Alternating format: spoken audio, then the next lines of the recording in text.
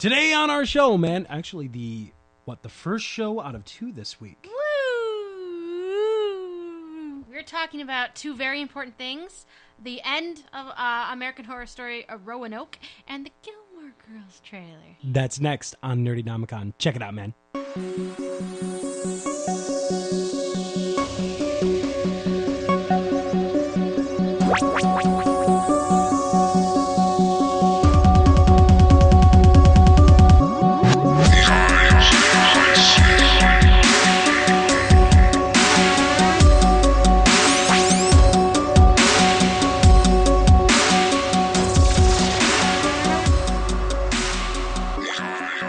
Welcome to the Nerdynomicon. I'm Robbie. I'm Brooke, and we are still sending flowers for Adrian. Hashtag flowers for Adrian. If you guys want to see Adrian, if you miss Adrian, please write hashtag flowers for Adrian. I don't know where, because I don't have a Twitter or an Instagram or any. Well, we do as a company, at Artful Gremlins on Twitter, as well as Instagram.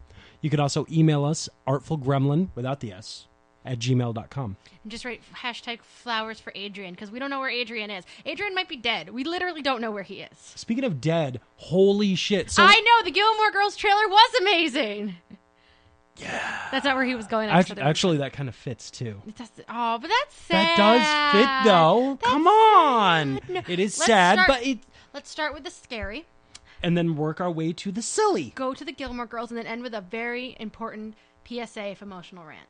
I love it. For the people out there. I love it. So we're going to start with American. Holy Lord in the hell. What the heck was that? That was the most amazing season of American Story. Roanoke did not see the ending coming. So good. I did call that Lee would live. So you did. I'm sorry. Hashtag spoilers. Or regular spoilers. They're not just hashtag spoilers. They're also real spoilers. Well, we love hashtags. So. I don't. So they're also real spoilers. They're not just hashtag spoilers.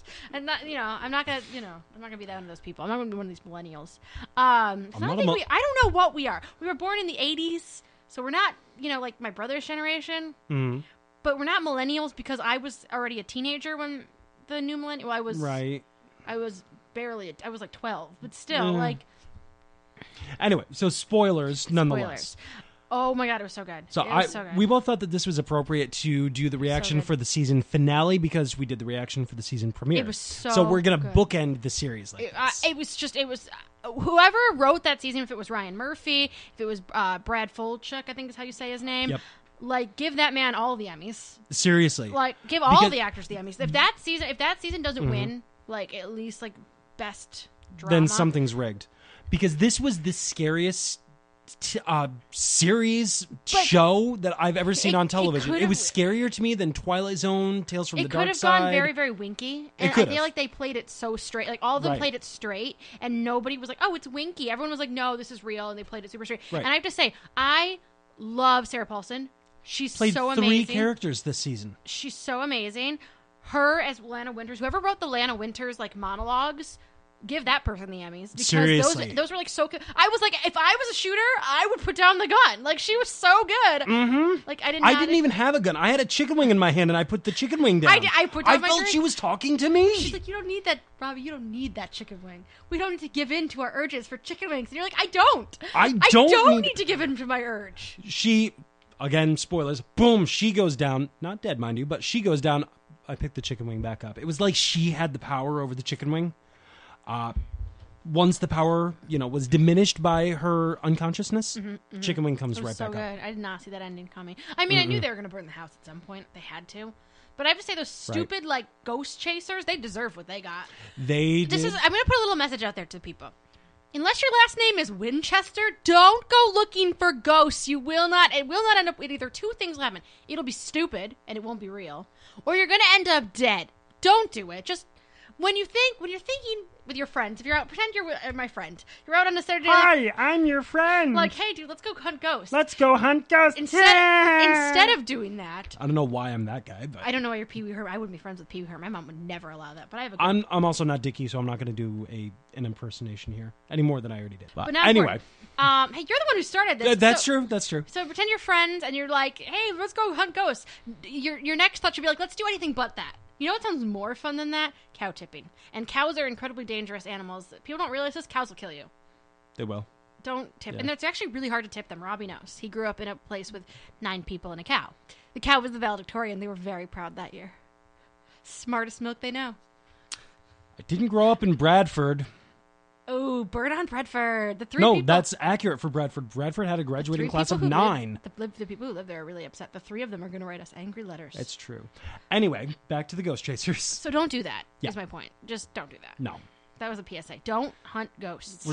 We're talking to the ghost hunters, but not the cameras. Not the camera. But anyways, it was so good, and I was so obsessed with it. My favorite thing in the universe was all of it, and like, if I don't know how they can do better. Next season has to probably be like really small and really focused on like 2 people in the cast. Hashtag Ryan Murphy, call me. I have a plot. You've told me your plot before. It's fucking brilliant. It has to be really small and like really like condensed, and I think it has to be really simple. Yep. Because Roanoke was so good. Like, they have to keep this woman. I don't know how they're going to do better. Like, anything... I mean, the next thing season is, has they to be easily... amazing. They could keep it in this type of vein. They could even do better than this. It's just a matter of will they? Because we've had seasons like Coven. I know that there's a lot of Coven truthers out there. People love Coven. I do not get it. People who love Coven, you are a nonsense... The thing is... Coven was a nonsense season, and if you think Coven is the best, you are a nonsense person, and we are not friends. You're Russia, and nobody likes Russia but Russia.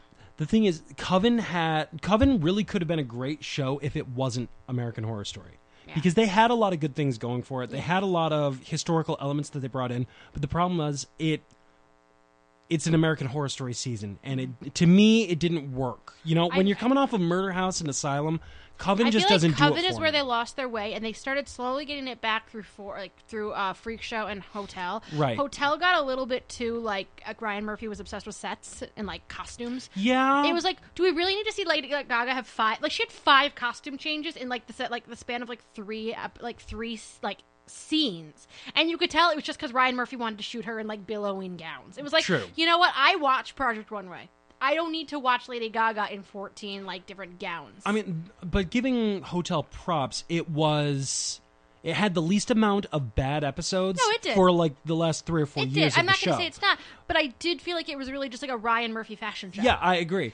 But the counterpoint to what I said, Roanoke, in my opinion, did not have a weak episode. No, it was so. It did not. Every episode was like, oh man. There's people out there, and I have to say one thing. There are people out there, from what Robbie told me, I haven't looked, but there are people out there that like don't like this season. Yeah, what is wrong with you? I read a review today, actually, about how it was a bad season, how it was boring, about how it was boring. That was cliche. So. How was that? This was cliche? a legitimately scary season.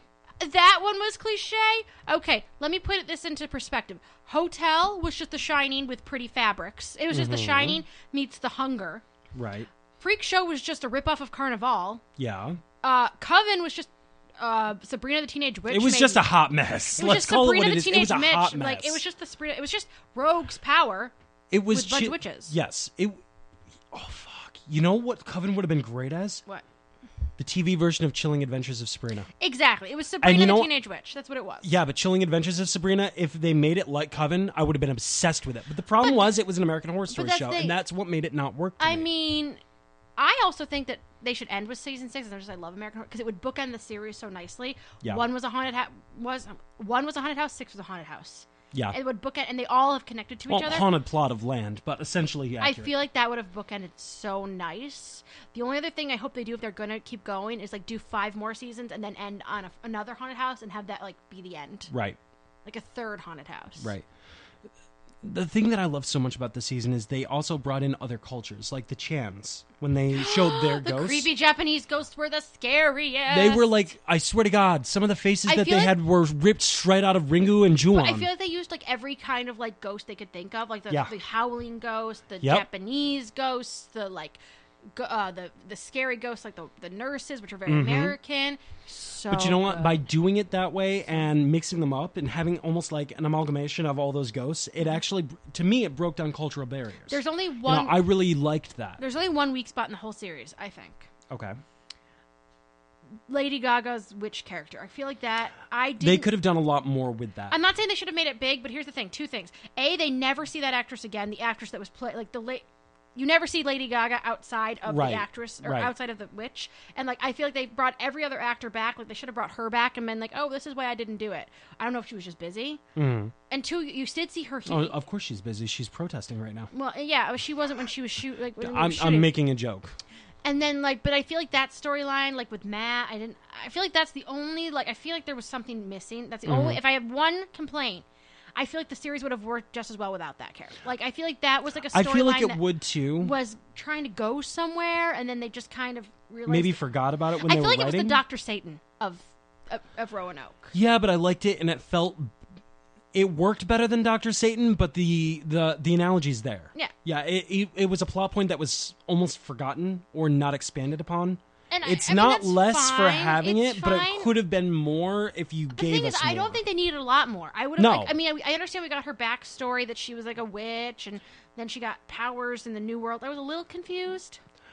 I got the backstory, but the problem that I have is so what? When she shows back up and, assists Lee, so what? Yeah. You know what I mean? You could have done so much more with that. I was almost expecting Lee to be possessed. I was expecting Lee to be the new butcher. I didn't think she was going to I thought that was going to happen too. And then when that didn't happen, I thought it was going to turn out that she was possessed, and that was a way for the Woods Witch to get out of the consecrated land. Yeah, that's what I feel like. I feel like that was a weird almost like there was a barrier. I feel like the same thing with the pig-headed guy, though. They explained him, but I would have liked to see something more with him, too. Same here. Because we saw a lot of backstories of all the other ghosts. Like, yes. we saw, like, the Changs. We saw the nurses. The nurses. We saw, obviously, the character Evan Peters played, the main ghost. I feel like, I mean, obviously the guy was explained. He's the butcher guy, and I know who he was. But I would have liked at least to see a little bit of him. Yeah. Like, more of his backstory. Mm-hmm. And also, I feel the same way about the Woods. That's the only thing, if I had one bad thing to say about the whole series, it was Lady Gaga's character.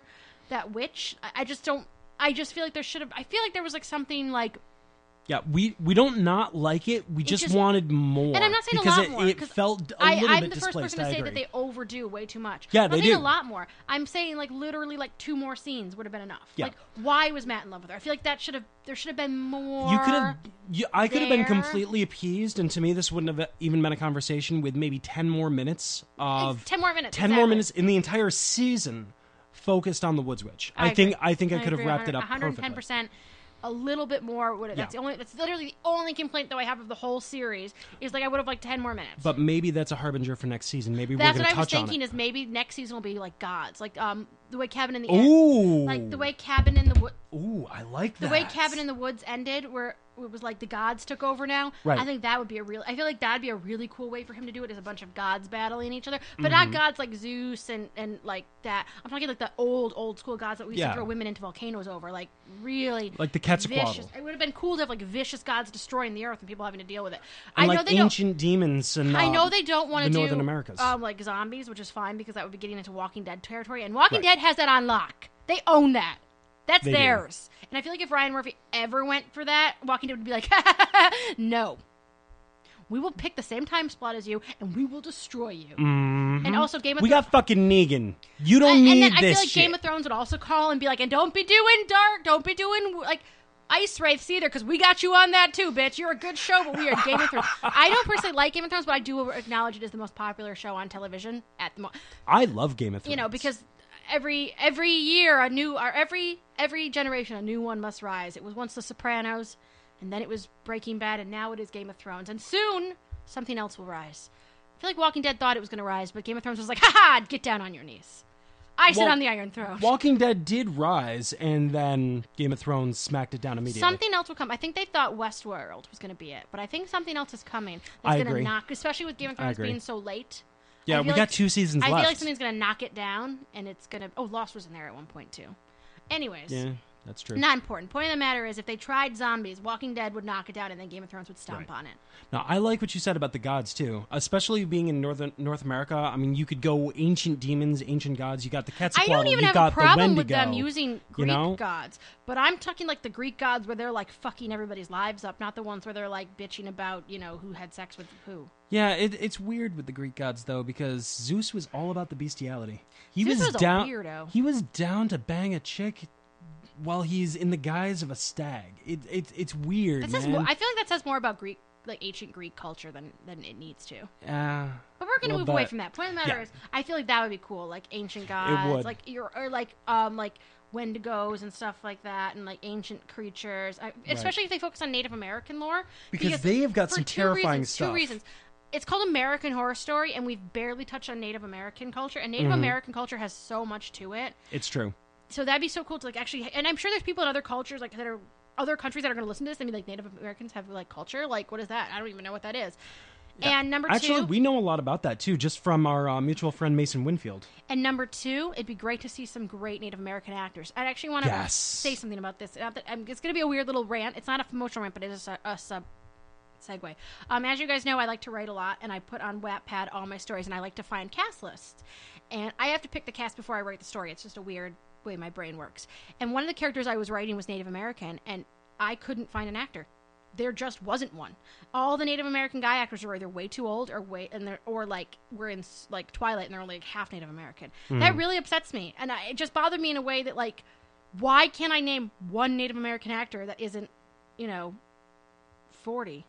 That's a good question. And Native Americans are beautiful. Like, they're gorgeous people. So why isn't there any? Like, it really bothered me. So I would love to see a season where, he can still use his favorites, because I love Evan Peters, I love Sarah Paulson. I'm not saying get rid of them, but it'd be great to have a whole new group of people brought in that were like real Native Americans doing like Native American culture. I think that would be so cool. And I think that would be brilliant. And I feel like it could be so scary because they have like the brownies, and they have like, not like the little girls coming to the door with cookies. Well, the brownies themselves are Irish, but they do have the little people. They have the little people. And they're terrifying. If you know you go onto an Indian reservation, which is where I get my cigarettes. The Skinwalker Ranch. Skinwalkers, No, yes. have you ever heard of Skinwalker Ranch? Yeah, Skinwalker Ranch. Make something about that. That's terrified. Skinwalkers. I go up to the reservations, like I was saying. They will not talk about the little people. They do not talk about them. Like, to this day, the Native American culture up here in New York, my mom terrified. is half Native American, so she tells me. She doesn't talk about them. You don't talk about certain stuff, and like Thunderbirds, which are so cool, and like they're harbingers, and then you have like the Wendigos. I've never seen Wendigos done. Like there was that one. It was Fear Itself. They did it, and then they've done it. They did Wendigos on Supernatural. But they did Wendigos, which is a like a Sasquatch. Northwestern version. But I like the ones where it's like you eat the person Wendigos, and then you become. They've done it before. There was the movie Wendigo, which really had nothing to do with the Wendigo at all. They did it in Fear Itself, and that game, what was it called? Out Cold. Yeah. But I'm just saying, like, there's so much there. I mean, that was brilliantly done. I feel like done. that would be really cool. Game. Actually, that would be a really cool season if they did a Wendigo, and the whole season was trying to figure out who was the Wendigo and who wasn't. Kind of like The Thing. So almost like an Agatha Christie meets The Thing type deal. I think that would be cool. I love that. More of that, Ryan. Hey, Ryan Murphy. Are you listening to this? Oh, and they could set it... Are you listening to this? Listen. They could set it like in the 30s, so there'd be like no technology or anything like that, so they'd have to use good old-fashioned brain stuff. Because they haven't done the 30s yet. They've done the 50s, haven't. They've done the 60s, and I feel like for Ryan Murphy's aesthetic, how has he not done the 30s yet? And the 30s is rife with lore, too, because if you really think about it, like Carnival said. Exactly. It's the last great age of mystery before... And before I'm we quoting, dropped the atom bomb. Yeah, I'm quoting Carnival here, but before man forever traded away wonder for science. I think it's also, really the last I'd great age of mystery. love to see Ryan Murphy do a world before Nazis. Yes. I feel like people don't realize like the impact of like these were people who did not know what a Nazi was. Like if I took a time machine back to 1932 and said, "Oh my God, you're a Nazi," they'd be like, "What is it?" Unless I lived in Germany, they'd be like, "What's a Nazi?" Like yeah. I'd be like, "Yeah, you want to go to the concentration camp?" They'd be like, "What is that? What is that? Is that a camp where you learn how to like think? Like what is a concentration camp?" That's why I think people are so obsessed with the 20s and 30s. Because I think that blows your mind. Like, these are really people who are like, if you went like, oh, the atomic bomb and Nazis, they'd be like, what is a Nazi? Like, what are you talking about? If you really think about it, you had Gangland and stuff like that. You had, Bonnie and Clyde and shit. But really, if you think about it, it was a different world before Hitler. That really was, in a lot of ways, an age of innocence. Even the era of the Great Depression, yes, it was horrible. Lots of people died. Lots of people's... You had to learn how to live. Exactly. And when you really think about it, that still was an age of innocence. A hard age. Those people are I'm not dying. minimalizing I think that. that's another thing is like all those people are dying. My grandma was that age, and those people are dying out. And I feel like that once they're gone, the greatest generation that ever lived is they had a lot of stuff wrong with them. They were racist, they were bigots, they were sexist, but they also had to survive a lot of shit that I don't think people nowadays could survive. And I'm not saying they were right or wrong. I mean, we all have our issues. And they were racist. I mean, there were towns that were run by the KKK. I'm not saying that it was great. I'm not and I mean, there were Sir Jim Crow laws, and women couldn't, women were treated. I'm not idealizing it in the sense that like it was a great time and I'd want to live there, but you got to give them credit. They survived a lot of shit. They survived the Great Depression to go into one of the worst wars of all time. Probably the last war where you knew who the good guy was and who the bad guy was. Seriously, has there even been a war since then when the lines were so clearly drawn? I mean, it's so clearly like Hitler, Japan, bad guy. Japan and Mussolini were bad guys. Like, they were, like, straight up, like, they were doing experiment. Like, every terrible, horrible thing you can think about, they did. Like, watch The Man Behind the Sun and be like, the Japanese were doing crazy nonsense. Mm-hmm. I mean, I think when Mussolini is, like, the least bad out of all of them, you want to talk about a choice? You think Hillary and Trump were bad? Imagine having to pick between Mussolini, why am I not remembering the Japanese guy? General Tojo. Thank you, General Tojo. I felt so embarrassed for that. The figurehead was Prince Hirohito. And, like, Hitler, and then if you're like, Mussolini's, you want to talk about really not bad, like... Mussolini was the least out of all of them. No, Mussolini was the worst. Like, that makes the choice between, like, Trump and, like, Hillary seem like... nothing. Like, I'll take them both if I have to. When Mussolini, I mean, I have to give Mussolini he did one good thing. He protected as many Jews as he could. I gotta give him credit. Second good thing, he did make Romano the consolidated language of Italy. Before then, every other province had their own dialect. Other than that, he was a horrible person, and we can all agree with Let's that. get out of the 30s. Let's get back to the fun stuff. This totally went on a weird rant, guys, and I apologize. This went dark. It went very historical, but actually, I'm gonna change my phone. Damn it, I have two emotional rants I want to do now. Anyways, it's fine. All right.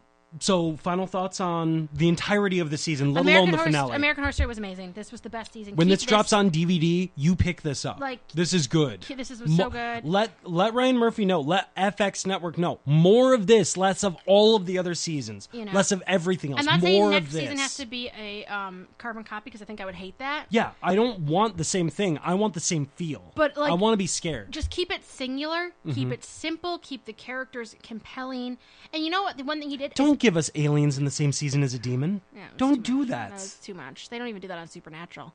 You know what it was? They also they weren't afraid to make none of the characters likable, and it worked. Yes. Like, they pulled a Joe Hill on them. Don't get me wrong. I didn't dislike them, but none of them were like that great. I mean, Matt was probably the only one I liked. Yeah, but even he then... got a little bit of a chip on his shoulder. Yeah, though. but even then... Yeah. It turns out he actually only went back to the house because he was in love with a demonic woods witch. I still don't think he was actually in love with her. I think it was probably a spell. That makes sense. It doesn't matter. So it was a great season. Do that again, Ryan Murphy. If you're listening, which you're not, because why would you be? But if you are Ryan Murphy or Brad or anyone who knows them...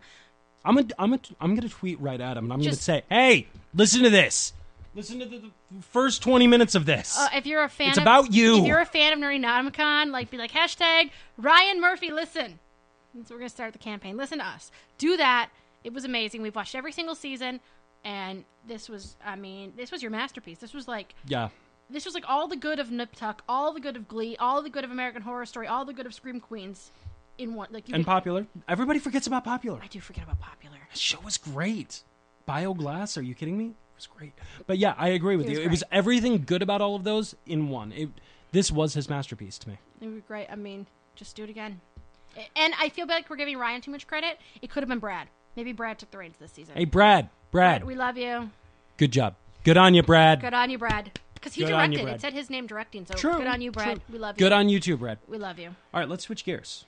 Gilmore Girls trailer dropped today. I'm so excited. Oh my God, Dean and Jess. And Dingle Nuts. Logan. Thank you. The thing is, it's so hard for me to see Jared Padalecki and say Dean because I want to say when I want to say Sam, but he's Dean. It's so hard for me to be like it's Dean. Do you think they called him Dean on set and he was just like, "Oh, me, I'm Dean"? Julie, it's got to be so confusing. It was on the same network too. Yeah. Seriously, dude. Work with your scripts. The worst thing is his girlfriend's name was Jess. Oh, Jesus, jumping Christ. Are you kidding me? Right? Yeah, Sam's girlfriend is Jess, so that's probably, crazy. But I have to say, do you think he was on set for Gilmore Girls? And they're like, okay, Jared, we need you to go this, you're going to cross, and then Rory's going to say something, and Rory comes up, and she's like, hey, Dean, and he's like, oh, me. He had to do it at least once or twice, and be like, me, sorry. Had to have. Gilmore Girls coming back. It looks so 4-part series dropping next week on Netflix. I can't wait to watch it. And I love the Gilmore I think Girls. we're actually going to be doing a reaction video or a reaction show to that too. I don't care what anyone says. People are probably making fun of Robbie for watching that show. That show was quality. All right, let me go on a little bit of a quality. rant here. Yes, I'm the guy that I talk about Game of Thrones. I talk about video games. I talk about the Marvel movies. I love comic books, magic cards, and everything. Yeah, it seems a little bit out of place for me to sit there and be like, oh, Gilmore Girls. Well, for one thing, Gilmore Girls is essentially Twin Peaks without the demons in the brothel, okay? Truth. Secondly, this actually brings me back to my childhood.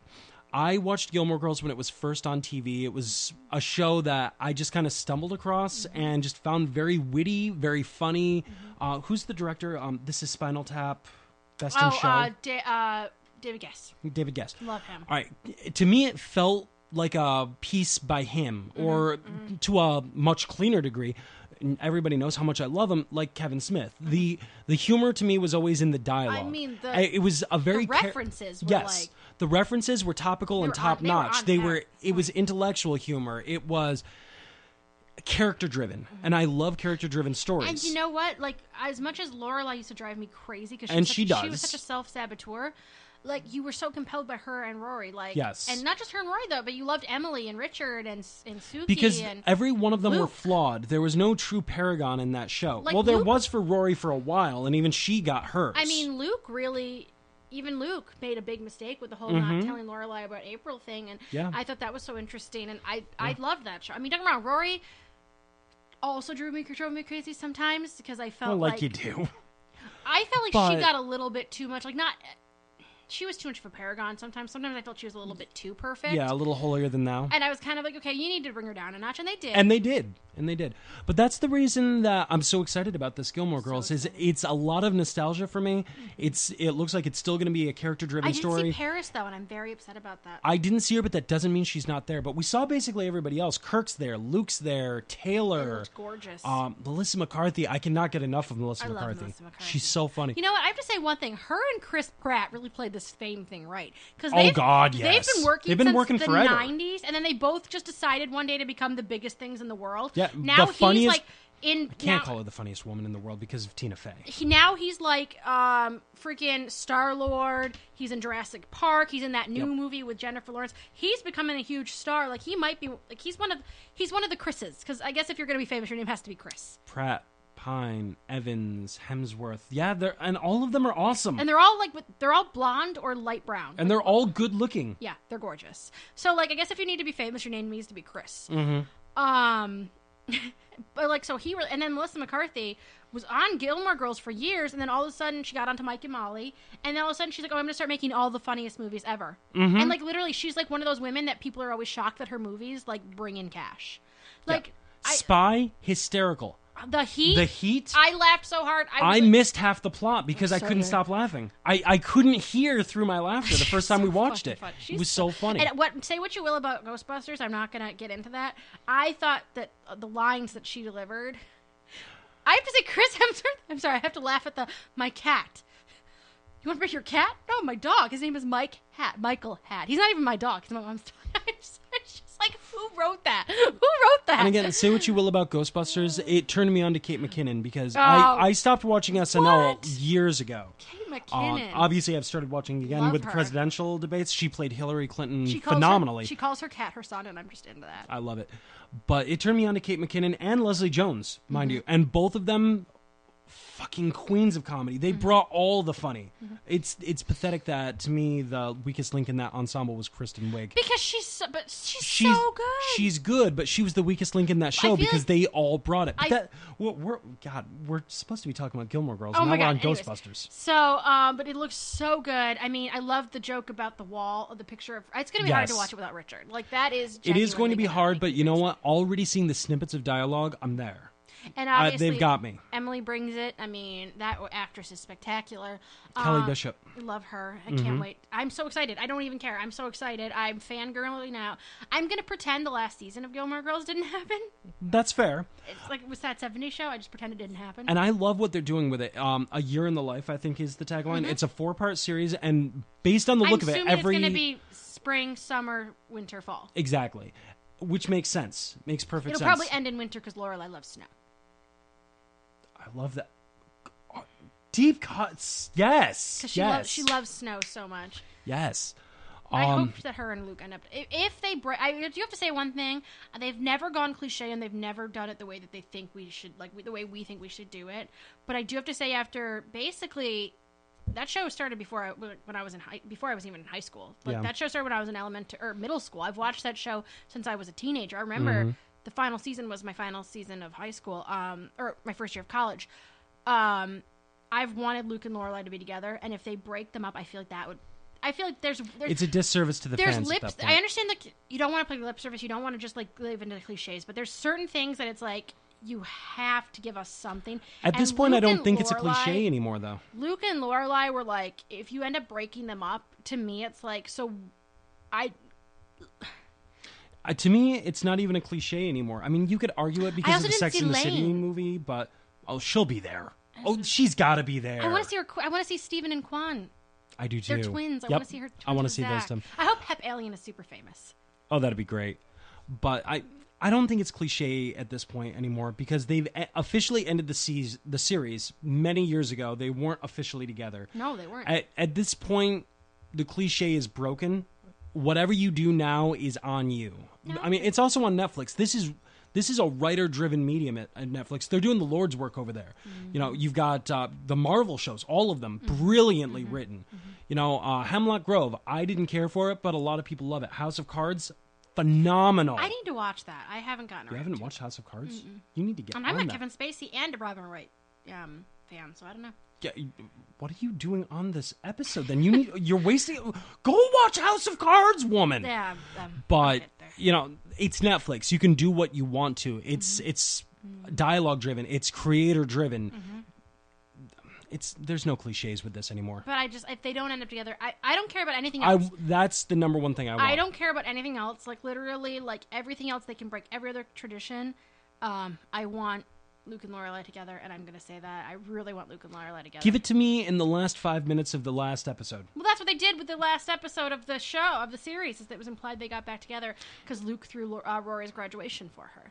Exactly, but again, we're looking at the trailer, no ring.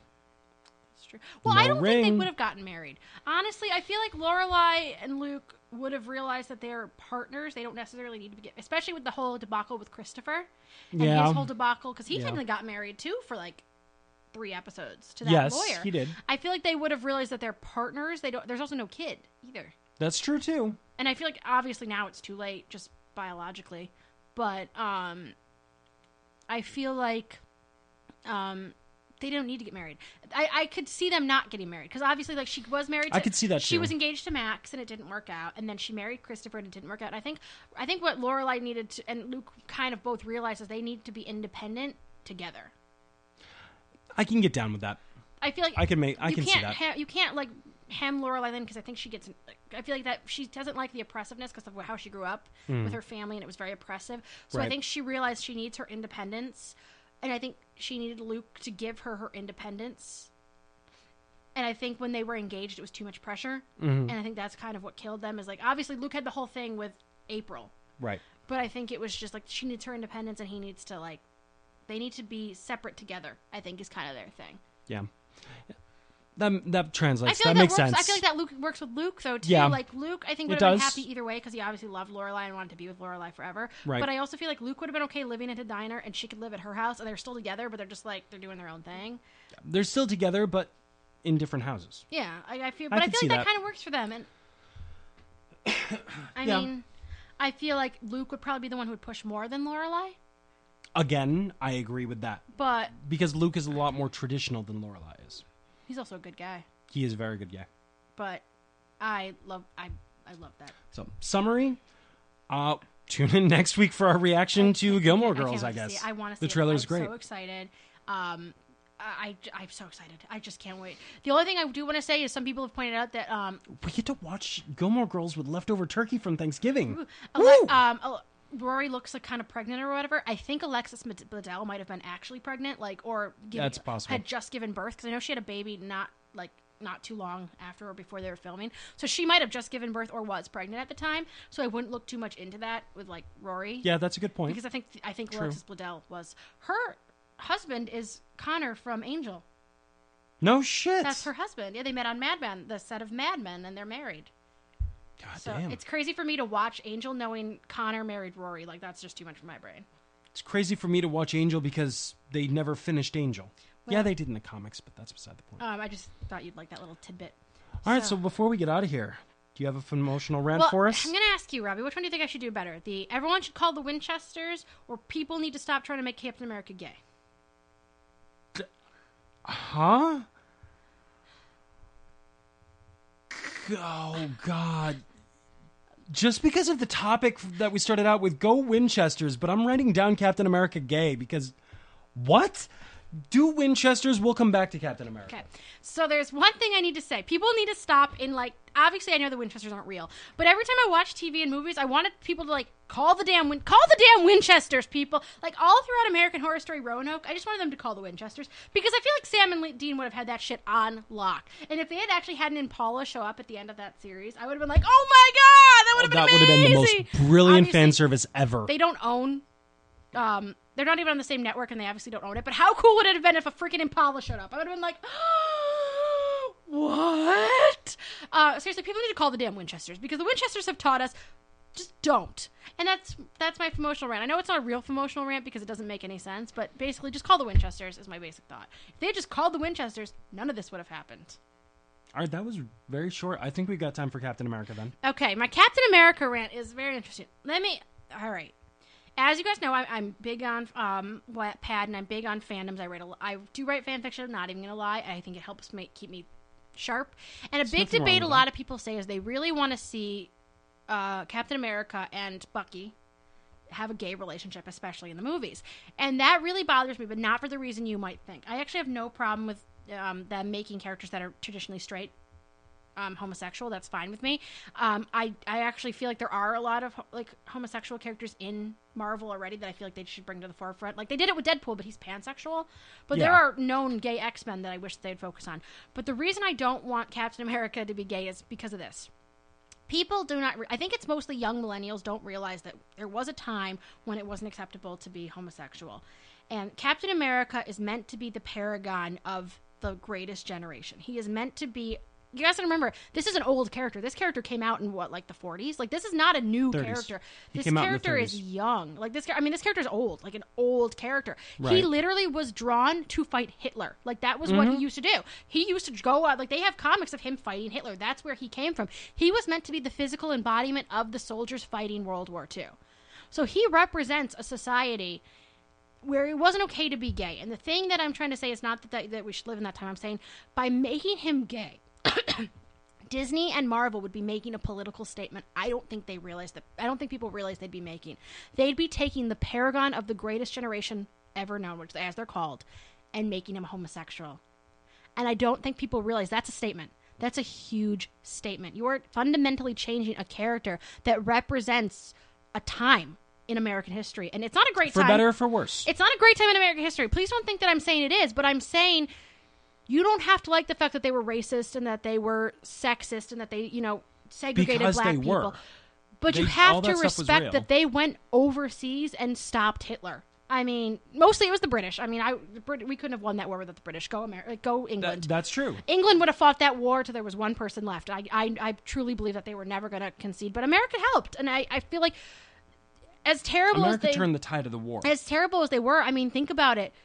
You've grown up only knowing what the Holocaust was. Imagine being a soldier and walking into Auschwitz and not... Keep in mind, nobody knew that was happening. There are people who didn't even find out about the concentration camps in this country till like 4 or 5 years after the war. They didn't even know that. There are real Germans that I know didn't know the Holocaust or the concentration camps were a thing. So imagine being a soldier. You just fought your way through Normandy, you fought your way through, and you have to stumble upon a concentration camp. That's what they had to go through. And so to make that character gay is such a statement. I don't think people realize it's not just, oh, there's cute chemistry between two cute guys. Like, let's make them gay. And I get where the impulse is coming from. There should be more gay representation. There couldn't should agree be. more. There really should. I agree. I will never say that there shouldn't be. I'd be fine with a But- homosexual Tony Stark, Spider-Man, Tony Stark Captain. totally has had a boyfriend or I'd two. be fine with a gay Bruce Banner.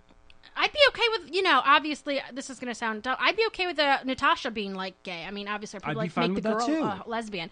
I get what you're saying. But I feel like people don't understand it. And Bucky and Steve Rogers represent a time period. No one else, and probably more than anyone else, they are literally the physical embodiment of that generation. Yes. And so to make them gay is such a political statement that I don't think millennials, because I don't think the kids that are alive now, the kids that were born around the time the Twin Towers were falling, which are the teenagers now, realized there was a time where being gay was not that long ago, where being gay was not something that was accepted. It was not. So, I mean, I'm not that old. I'm only in my 20s, but I remember TV shows where the joke was the character was gay. Like, that was the joke. Like, watch The Rock.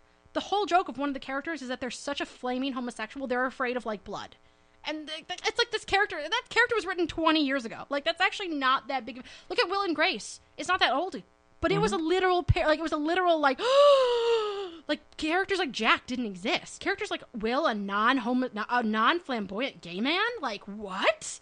Like Jack was the stereotypical gay man. Will was just a normal guy. Look at the entire premise of Three's Company. Now, granted, we're going back 20 years from even Will and Grace. Look at the L Word. The L Word was like this huge revolutionary show. Queer as Folk again.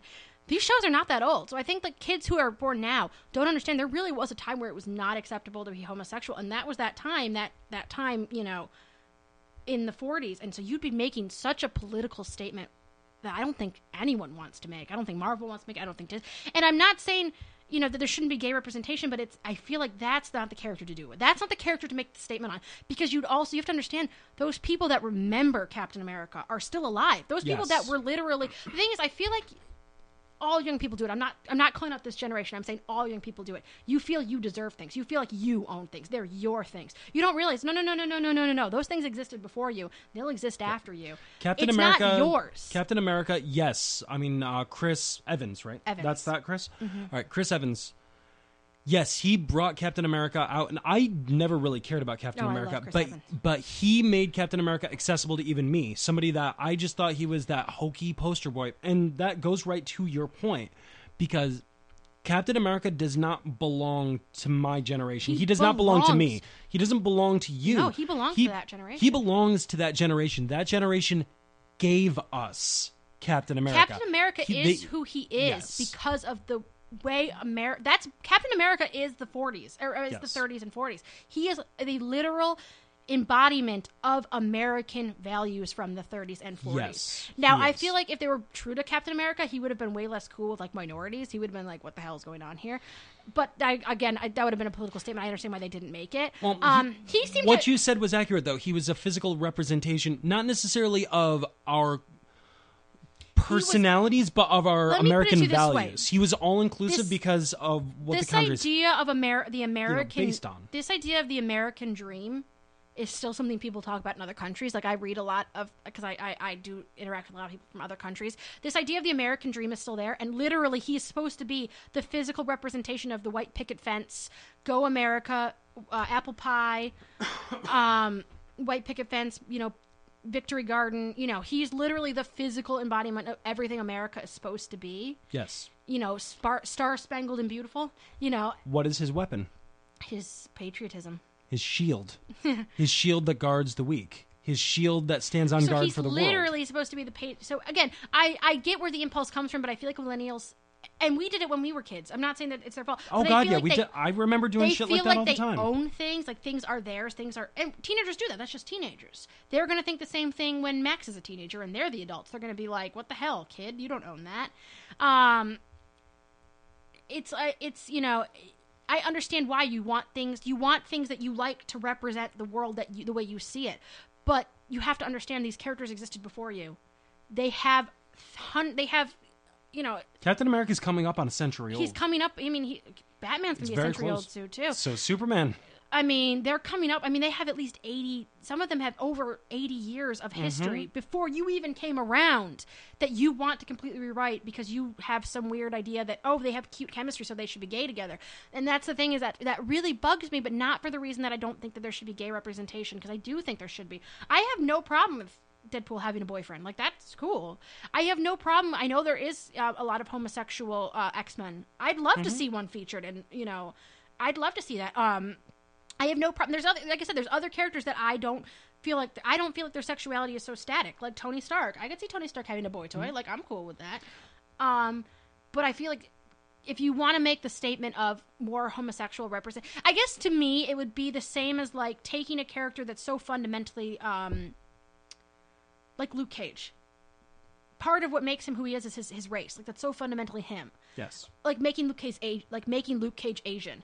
Yes, there does need to be more Asian representation, but maybe not Luke Cage. Maybe Luke Cage isn't the one you make Asian. Like, I still say they should have done it with Danny Rand. well, that's neither here nor there. I get what they were doing. That's neither here nor there. The point of the matter is like there are certain things that it's like I get where the impulse comes from. We do need more homosexual representation. We do need more, Asian representation. We do need, but there are certain characters that I feel like you also have to respect them. You have to respect what those characters are.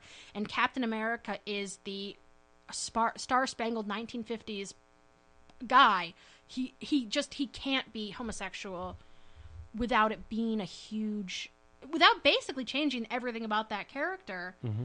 And I get the impulse. The other thing is, I think the other problem is we've never seen a war like that war. And I feel like maybe millennials aren't really around soldiers a lot because soldiers are all older now. They're all age.